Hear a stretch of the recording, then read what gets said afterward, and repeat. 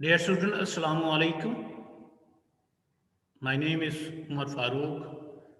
Today we discuss the subject business taxation. In business taxation, we study two books. One is Income Tax Ordinance 2001 and second Sale Tax Act 1990. Now first we start with Income Tax Ordinance 2001. It has become effective from 1st July 2002.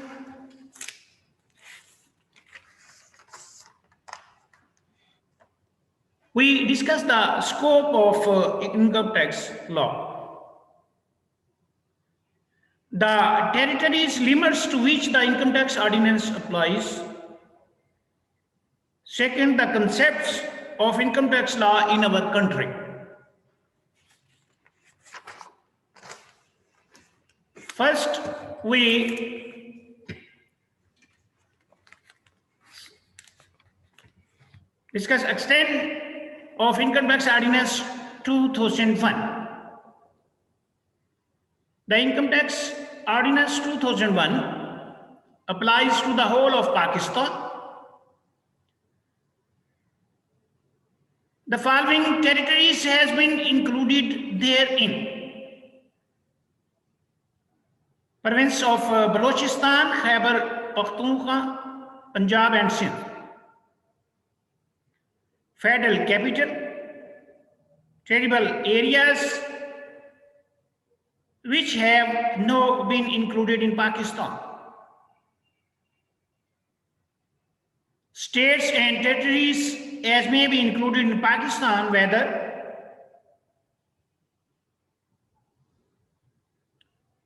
cession or otherwise. Second, components of income tax law.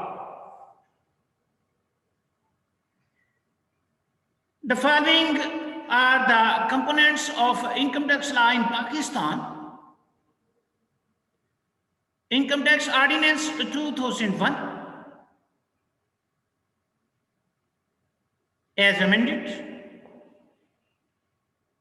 Rules framed by the board. Notifications, circulars and orders. Income tax case law. Finance Act or Ordinance. We discuss one by one. First, Income Tax Ordinance 2001 as amended. The whole procedure of taxation, including matters regarding payment of tax, collection of tax, penalties, assessment, refund, appeals, etc., has been provided in the ordinance. It consists of 13 chapters. Each chapter deals with a particular subject and has been divided into parts. Each chapter deals with the particular subjects and has been divided into parts. Many parts are further subdivided into divisions. There are 241 sections of new ordinance as compared to 167 sections of Income Tax Ordinance 1979 repealed. The ordinance also contains 10 schedules. Schedules are also treated as a part of the ordinance. The changes in the Income Tax Ordinance 2001 are brought about the Finance Ordinance or Finance Act every year. Such changes are of a permanent nature. Second, income tax rules. The Federal Board of Revenue, which is the highest income tax executive authority in Pakistan, make rules from time to time which are meant for the guidance of its officers as well as the taxpayers. The Federal Board of Revenue has been assigned this power under Section 237 of the Income Tax Ordinance 2001.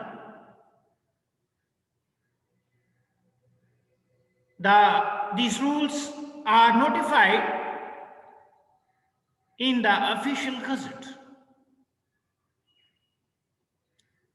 Such rules has the same force as the sections in Income Tax Ordinance itself and are implemented in the same manner.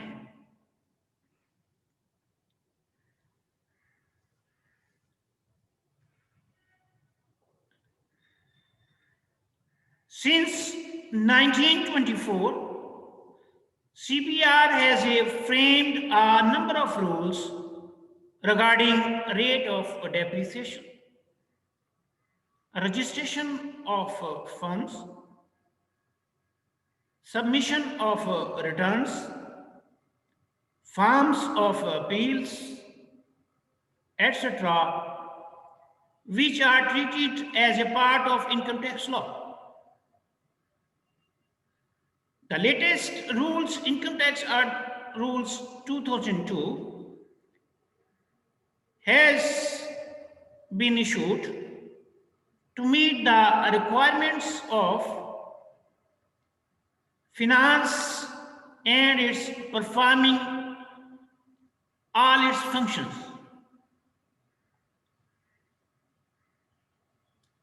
Next component is notifications, circulars, and orders. The federal government is authorized under Section 53 of Income Tax Ordinance 2001 to exempt any class of income or the income of any class of persons in whole or in part, or reduce the rates of taxes, or make any other modifications in respect of income tax. The federal government must place all amendments made by its in an official year before the National Assembly. The Federal Board of Revenue also issue circulars and orders for the guidance of its officials. Any such circular issued by the Federal Board of Revenue is binding on all income tax authorities and other persons employed in the execution of the ordinance. Such circular are not binding on taxpayers.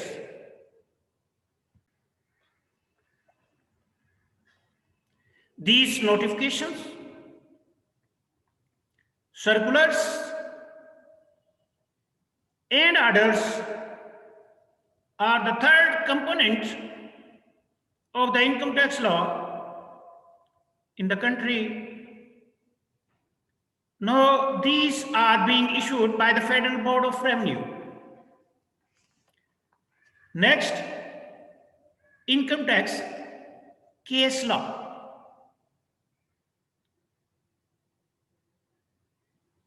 In the interpretation of the tax law, the possibility of different types of disputes is evident.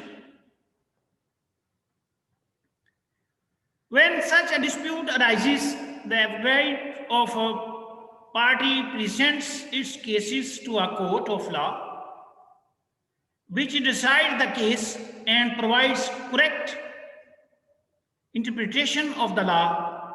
Such decisions of the courts are known as income tax case law, and reference to such decisions is subsequently made in order to get necessary guidance. Thousands of cases regarding the interpretations of tax law and the definitions of terms used in the ordinance have been decided by the courts. These are also very important components of income tax law in Pakistan. This is the second last components of income tax. Next, Finance Act or Ordinance. In order to meet budgetary requirements and other social and economic needs of the countries, an annual law known as Finance Act or Ordinance. It usually prescribes the maximum income which is not liable to tax. Changes in the Income Tax Ordinance 2001 itself are also brought about through these litigations. Rate of taxes applicable for the next financial years are also specified. The principles of the taxation and composition of tax are also laid by the Finance Act or Ordinance. These changes are made in order to bring the law in line with the changes economic environments of the country. The Finance Act or Ordinance contains provisions of general characters which are of a permanent operationals and its form part of the general law of taxation. Dear students, today we discuss about Income Tax Ordinance 2001 and scope. You can also see this lecture from recommended book, Income Tax Ordinance, Income Tax books by Muhammad Muazzam Mughal. You see the first chapter.